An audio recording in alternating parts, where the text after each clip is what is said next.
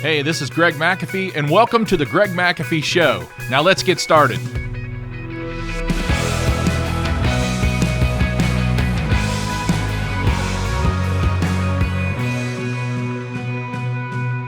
Hi, Greg McAfee here, and welcome to the Greg McAfee Show, where we're going to discuss steps to successful entrepreneurship and how to take your business to new heights and ultimately follow your dreams. So today we're going to be discussing why we should raise our prices. And that's just a great topic because I talk to business owners all the time, and there's a little fear involved in raising prices. So we're going to talk about that today. So for the most part, my audience is business owners, small business owners, and most of the time it is contractors.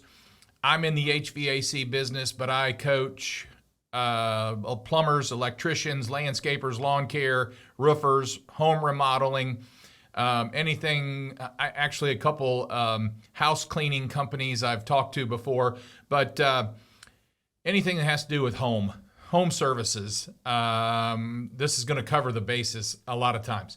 So most of the time, I should say. So contractors, be aware. For customers, low, inexpensive prices often translates to what? Cheap. And that's the bottom line.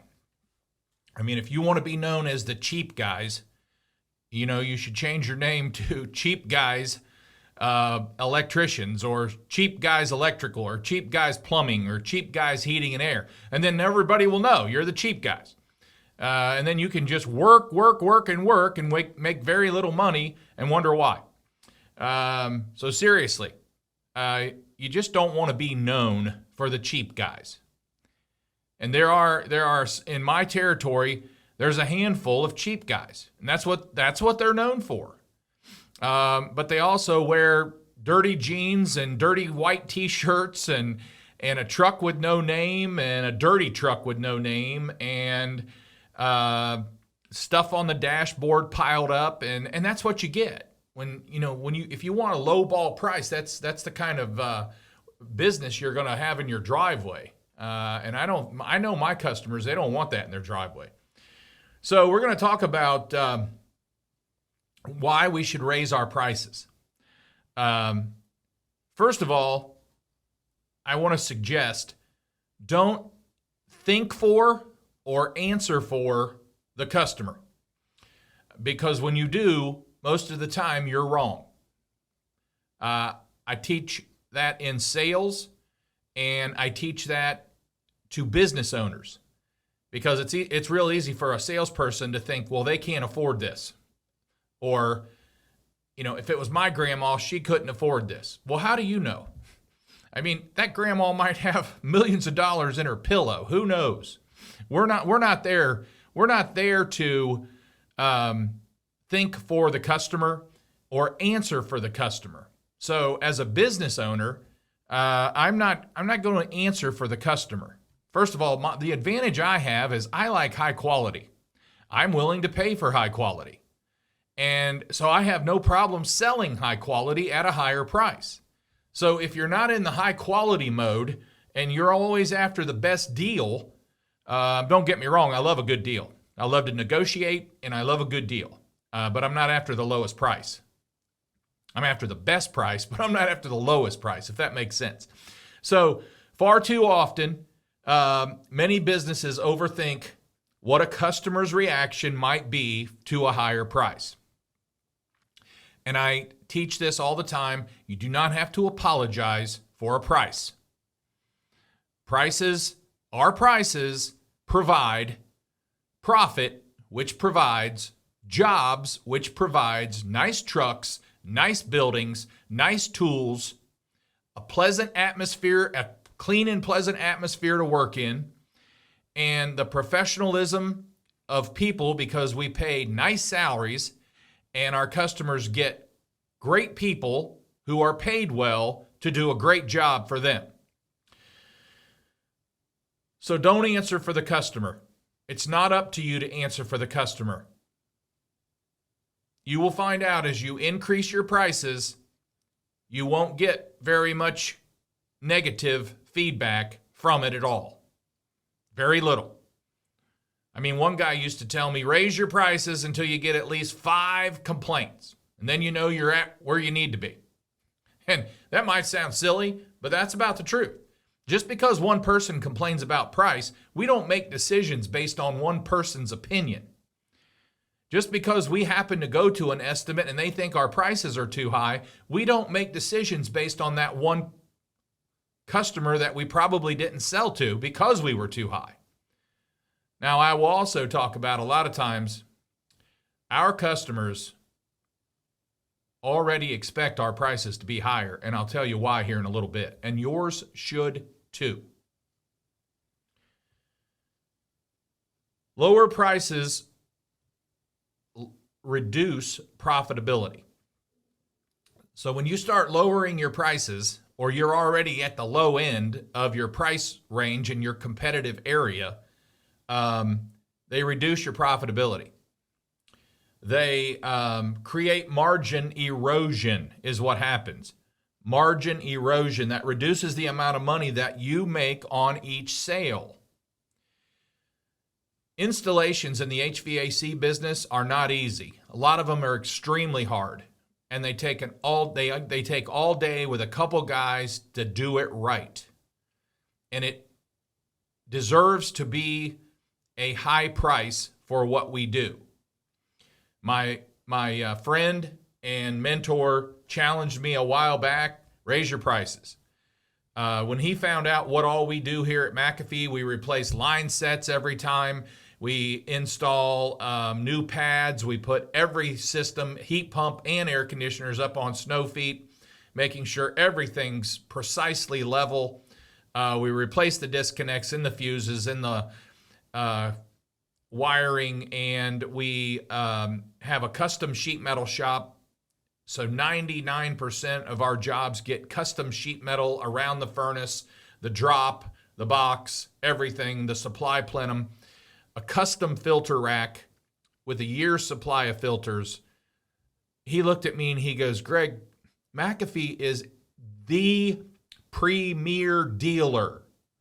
Why shouldn't you be the highest price? You're a premier dealer. Act like it. And that's all I needed. Because when you talk to me like that, I get it. I don't take offense. I get it. And I like it. I guess being a Marine and serving in the Marine Corps, that doesn't bother me a bit. When I have a business coach or a mentor or a friend who challenges me, I like it. If you don't like it, that's something maybe you need to check yourself, because that's the only way you're going to get better. If somebody doesn't tell you the truth, that you're never going to improve. So let me give you a quick example, and this is just Greg's version. I made it up real quick. But when you if you were to increase your prices by 20%, you go, 20%? Yes. If you increase your prices, if you're on the lower end, you can probably increase your prices by more than that.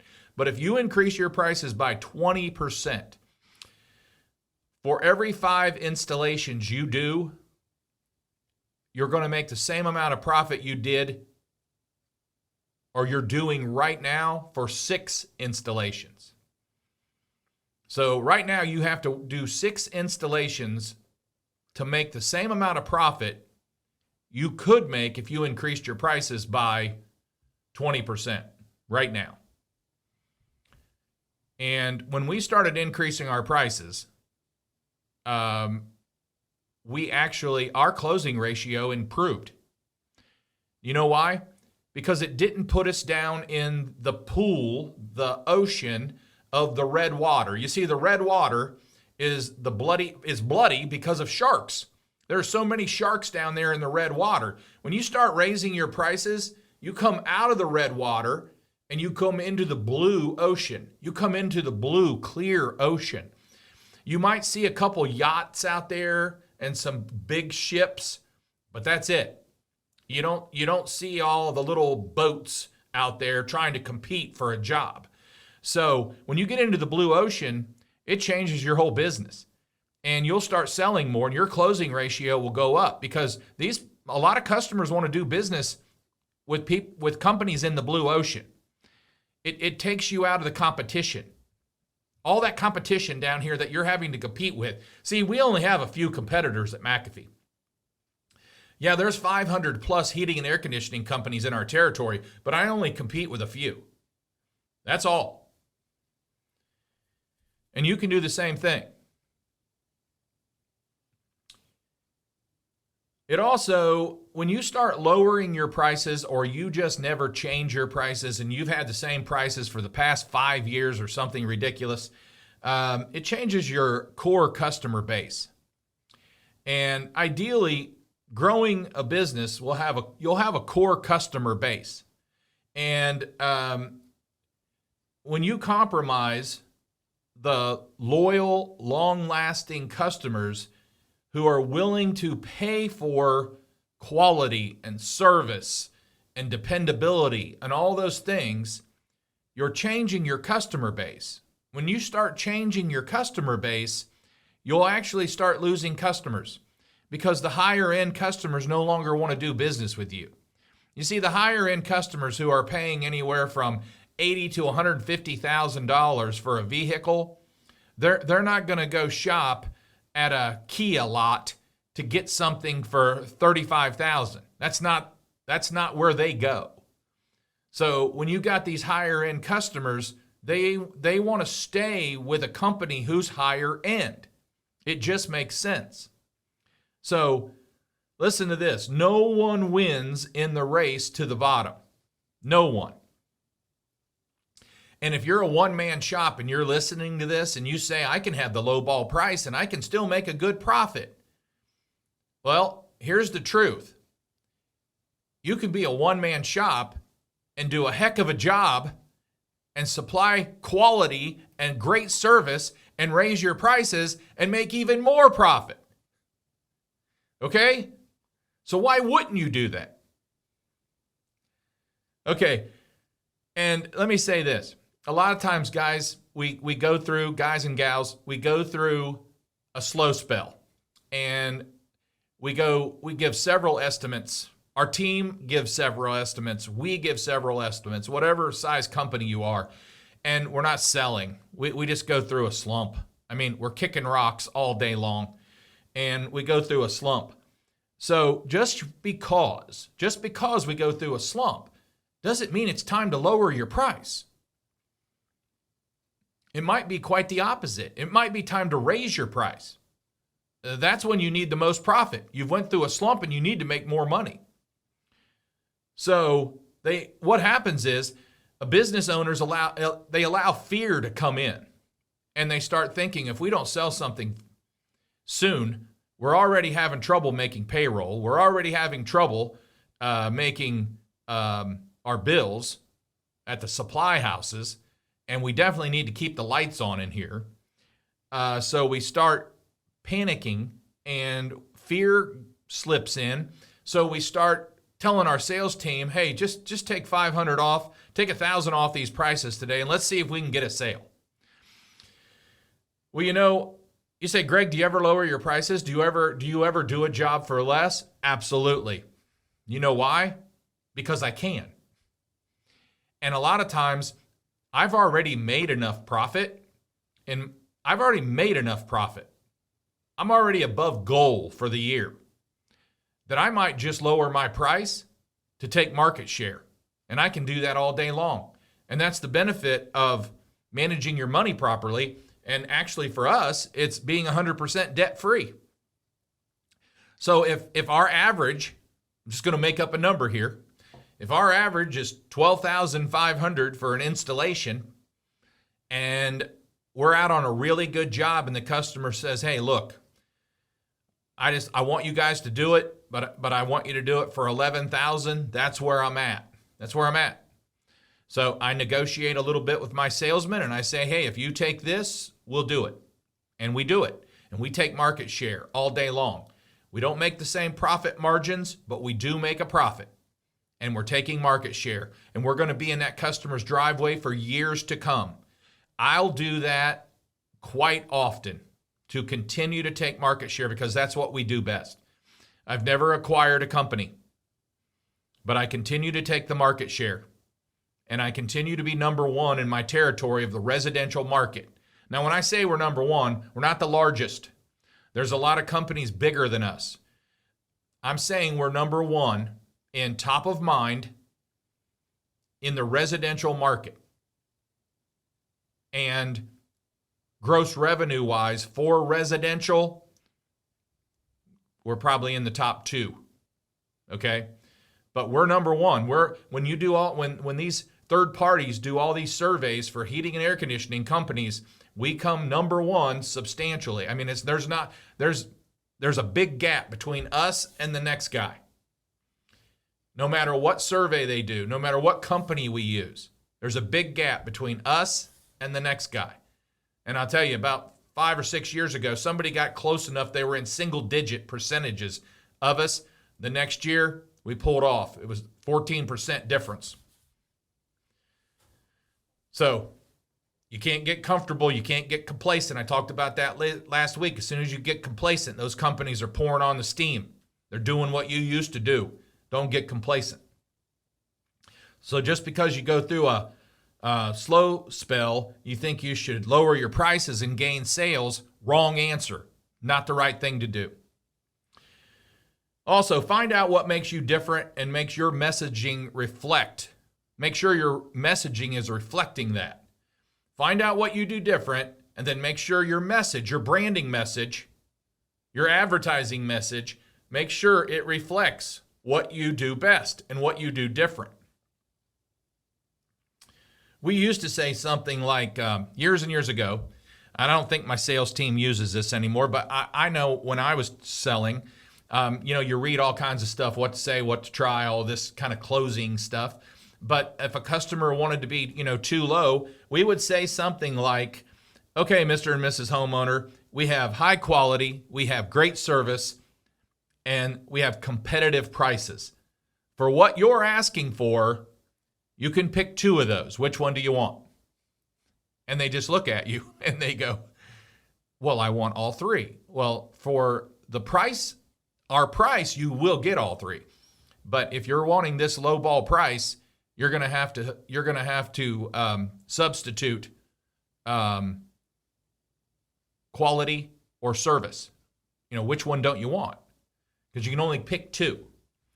That worked for a while and we used it, but it still today makes a lot of sense. We got competitive pricing, we got high quality, we're a premier dealer, we got great service, and we got a lot of other stuff. But in order for me to lower my price that low, pick 2. You're not gonna get what we offer if you're expecting me to do that for that price. Hope that makes sense.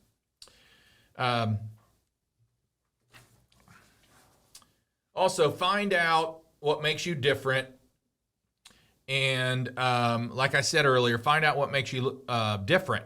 And then focus on that. So you're going to be the higher price. Then when you're closing a sale, you can remind them, this is why we're higher. Now, we don't get into a long, drawn-out presentation. I can tell you that right now. Our average sales call is less than an hour.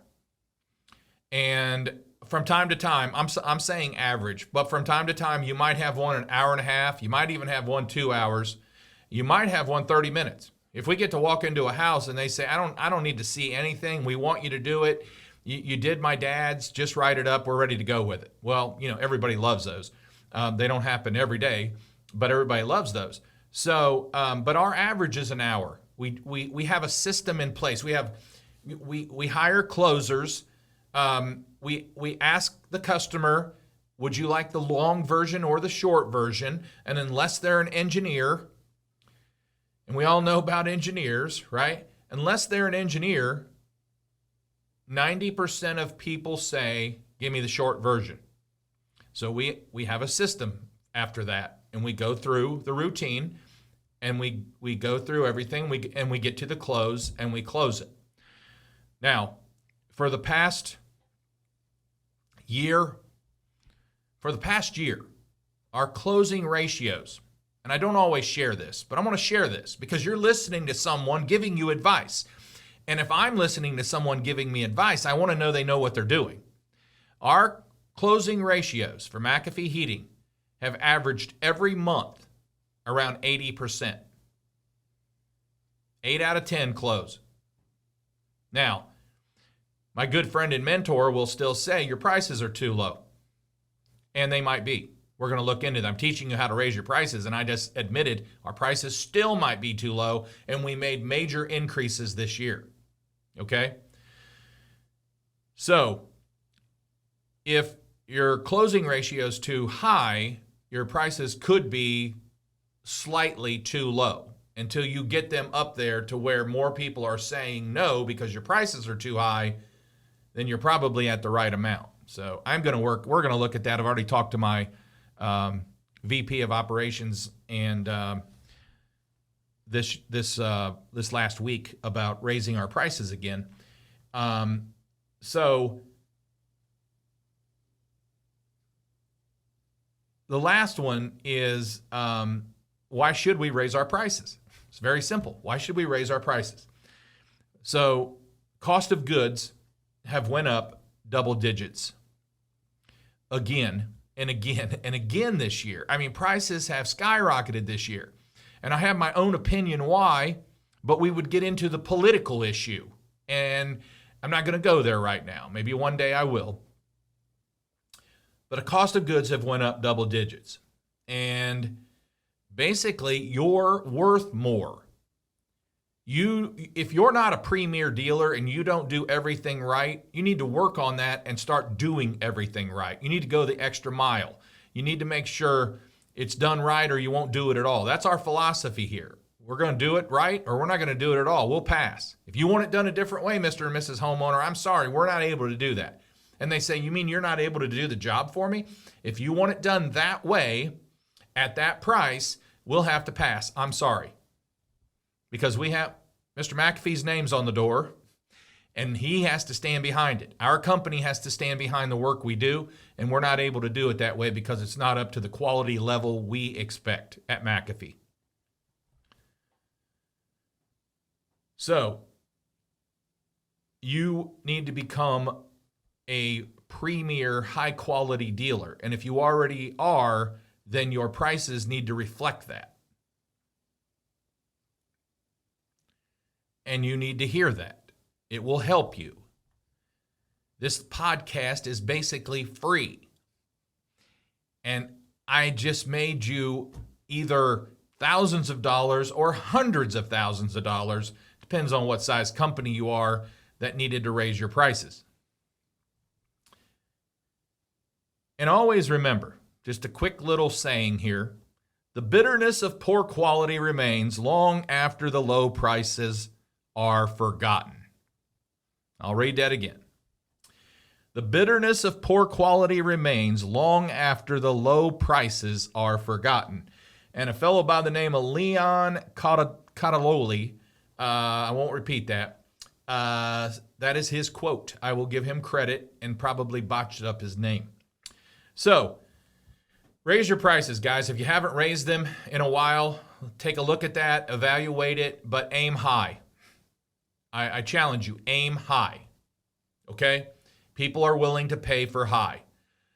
Quick story, I just posted it on Iron Sharpens Iron. If you're not on the Facebook Iron Sharpens Iron Business Roundtable, join. If you're a business owner, we'll let you enter. And there's just a lot of stuff in there you're going to learn from me and other people. But elderly lady, very professional, nice home, nice clean home, very professional. We were selling her this week. Comfort advisor was sitting at her table, and she looked at him and said, which one of these two should I go with? He gave her the better and the best. A lot of times the good, we don't even show the good. Good, it's almost old school nowadays to me. So, better, best. And she pointed to the best, and she says, is this your Cadillac? He said, yes, ma'am. She says, could you go over and open that garage door right there and turn the light on? He said, ma'am. She said, just go over to that garage door and open it, turn that light on. I want you to see what's out there. He opened the door. Beautiful Cadillac in the garage by itself. Nice, clean garage. Get the picture. He said, wow, that's a beautiful Cadillac. What year is it? She said, it's a 2021. She goes, that's what I do. And he walked out of there with a $16,500 installation sales price ticket. And she's very happy that she went with us. That's what she likes. She likes high quality. Another company may have went in there and never got her above 10 and sold her and tried to sell her an 80% plain Jane 13 SEER system, but not us. You find out what your customer wants. You look at their home. You evaluate their things. That's what we do. You're pulling into a home. They've invited you there. What kind of home is it? What is the neighborhood look like? What kind of money do they spend on things? And it's okay to ask that, by the way.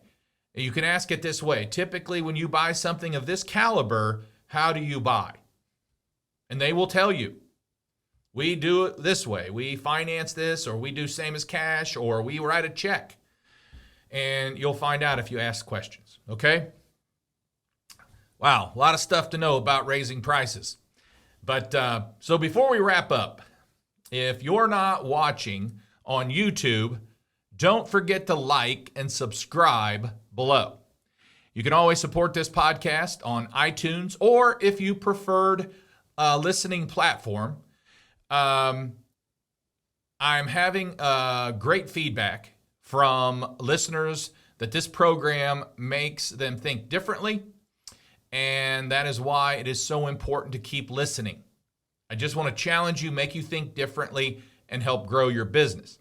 So don't forget to follow us on Instagram and Facebook at The Greg McAfee Show. No spaces, no underscores. Be sure to tune in next week when we discuss how long to celebrate a victory and how long to cry about a defeat. Thanks for listening, and as always, carry on and have a great day.